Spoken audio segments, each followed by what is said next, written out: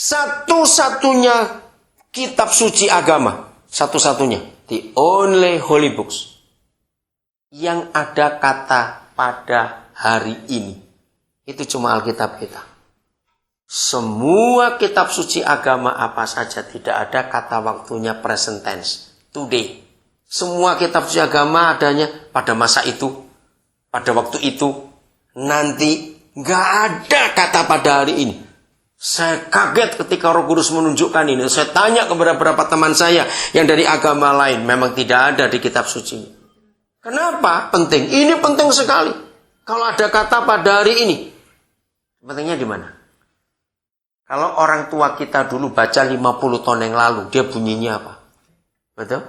Nanti kalau cucu kita baca lagi 20 tahun yang akan datang. Dia bunyi apa? Berarti ini up to date. Katakan amin. Hebat sekali janji-janji papa kita itu up to date. Bisa dipakai. Jadi seluruh Alkitab ini bukan sama sejarah, tapi sebagai buku pengetahuan, sains yang bisa dibuktikan ada sampai hari ini. Kamu sekalian pada hari ini berdiri di hadapan Yahweh Tuhanmu. Ini keluarga Israel. Orang Kristen lah kalau sekarang. 1, para kepala sukumu. 2, para tua-tuamu. 3, para pengatur pasukanmu. 3 ya. 4, semua laki-laki Israel. 5, anak-anakmu. 6, perempuan-perempuanmu. Nah, ini 6 kelompok pertama adalah keluarga orang Yahudi. Ngomong aja keluarga Kristen. Kita semuanya ada opa, oma, papa, mama, anak, ada kemenakan. Pokoknya satu rumah yang sudah Kristen. Pada hari ini berdiri. Oke? Terus kelompok ke-7. Kelompok ke-7 ini menarik sekali. Orang-orang asing dalam perkemahanmu. Orang asing pada zaman Israel dulu hidup, ya, itu adalah bangsa-bangsa lain yang tinggal di sekitar mereka, tapi mereka mau tinggal bersama orang Israel dan kerja di situ. Ini kelompok ke-6, kelompok ke-7. Kelompok ke-8, bahkan tukang-tukang belah kayu. Karena zaman dulu nggak ada gas LPG semuanya itu, jadi perlu kayu untuk masak, untuk hidup. Yang ke berapa tadi? 8. Tukang-tukang timba air di antaramu. Zaman dulu nggak ada jet pump, benar pompa air. Mereka perlu tenaga untuk kerja. Nah, 3 kelompok yang terakhir itu bukan orang Yahudi. Bukan. Atau kalau sekarang bukan Kristen. Tapi lihat, kalau kita berdiri di hadapan Yahweh Tuhan pada hari ini. Ayat 12. Ada kata apa, saudara? Untuk masuk ke dalam perjanjian Yahweh Tuhanmu. Untuk masuk ini. Saudara perhatikan, cunggunya apa? Ada katanya. Jadi.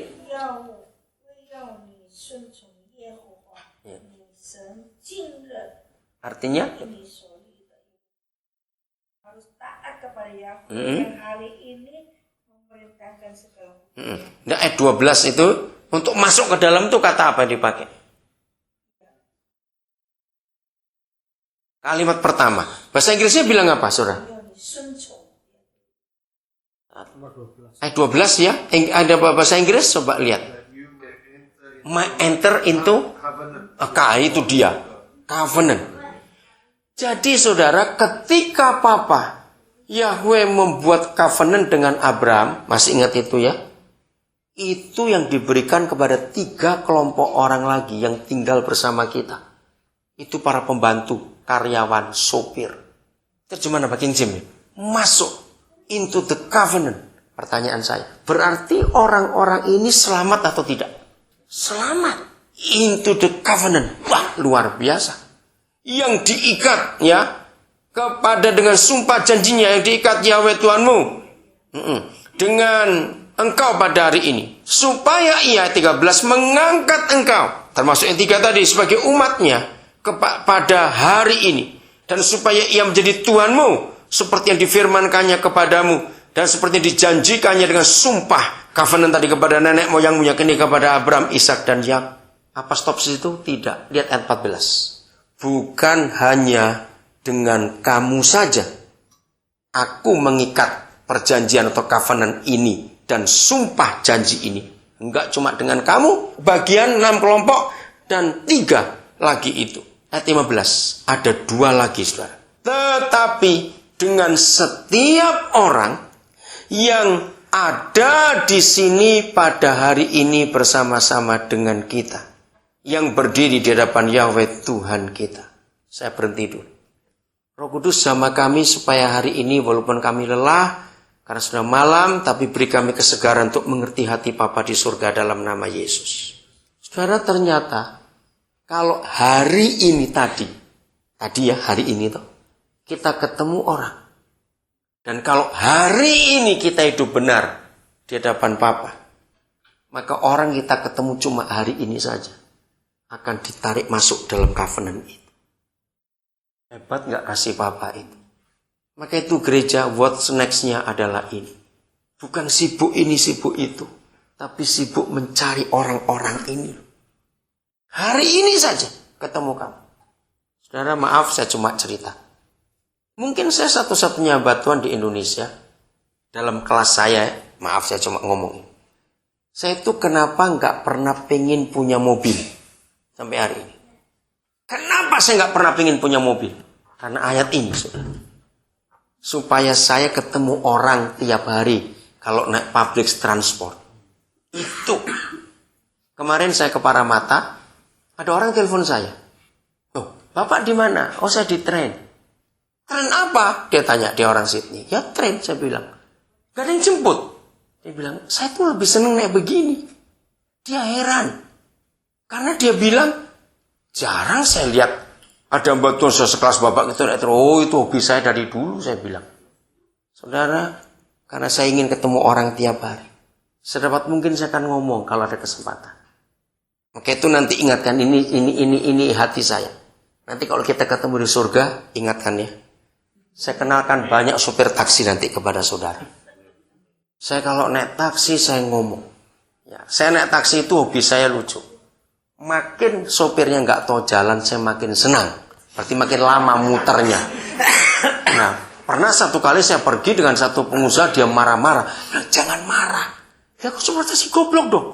Kan ngenain dia dong. Gini, stop saya bilang. Biarin dia kesasar. Supaya saya bisa lebih banyak waktu untuk ngomong tentang kehidupan ini. Loh, kenapa Bu tertawa? Jangan, yang pernah naik taksi marah-marah, awas bertobat hari ini. Saudara, saya itu mengajar banyak orang juga. Kalau ada maling saja masuk ke rumah, jangan diteriakin. Cari jiwa itu susah. Ini datang sendiri. Loh benar, itu hati saya. Sajak ngomong maling itu. Saya bilang pasar bisa tutup, mall bisa tutup, tapi neraka nggak pernah tutup. Ingat itu. Kalau kamu nyolong, kamu masuk neraka. Kalau kamu minta, kamu selamat. Mau yang mana? Duduk dulu. Saya kenalkan nama saya. Namamu siapa?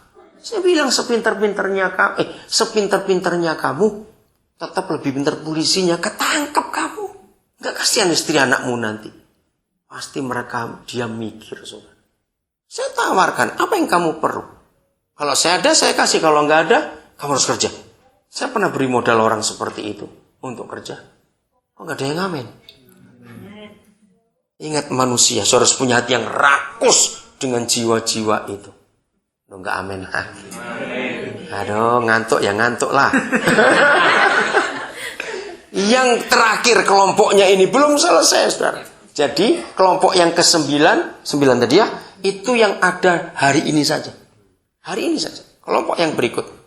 Dan juga dengan setiap orang, saya ganti kata ini, yang belum ada di sini bersama-sama dengan kita. Saya nangis waktu di Denpasar. Artinya kapan orang-orang ini ketemu? Enggak, belum kok. Besok. Ayo, sesepi-sepinya sebuah tempat di Sydney. Sepi, betul. Tetap ada orang lewat nggak kalau kita berdiri sebentar di situ? Nah, itu yang dimaksud Tuhan. Yang kita belum pernah ketemu orang itu, nanti akan ketemu. Papa juga mau menyedot orang itu untuk masuk dalam covenant yang dia janjikan dengan Abraham, Ishak dan Yakub.